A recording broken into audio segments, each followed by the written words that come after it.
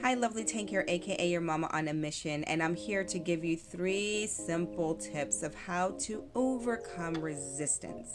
And this is something that I was able to glean from a conversation that I had with another amazing, like minded woman and entrepreneur. But one thing that I wanted, 3 things that I wanted to share as a tip for overcoming resistance are: number one, you want to identify what it is that you want to accomplish. It could be a professional goal, it could be something in your home, it could be a decision within your business, with your children. Identify what it is you want to accomplish. And then number two, you don't want, or that's just like the main thing, right? And then I would say number one is you don't want to forecast too far in advance of what could be.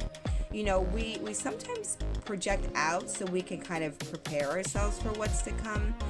But what happens is we create unnecessary resistance when we project too far out.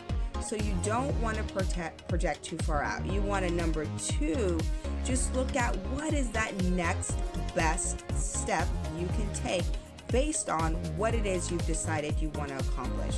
There's always one thing that you can do.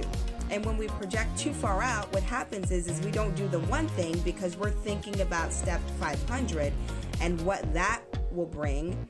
And we are not really prepared for step 500, right? We are prepared to do step 1 or step 2 or step 3 within the process.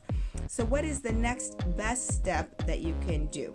And number 3, once you identified what it is that next step could be, or what that next step is, you want to look at how can you create consistent action within that step. And that was a beautiful nugget that I took away from my conversation this morning, is that it really is that consistent movement that creates momentum. And I've seen it in my own life, and it's something that I have practiced in other areas of life. But when I butt up against that resistance, it becomes very difficult to make movement.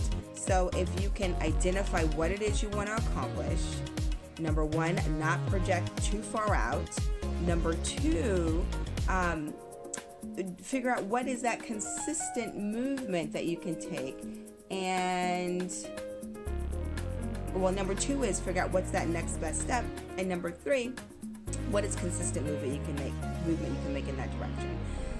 So I hope that you have incredible success this week, and I wish you nothing but the best. And I look forward to our next video and my next opportunity to share what I'm learning on my journey and impart that with you. Lovely Tank here, aka your mama on a mission, signing out. Peace. Bye-bye. Have a beautiful. Bye-bye.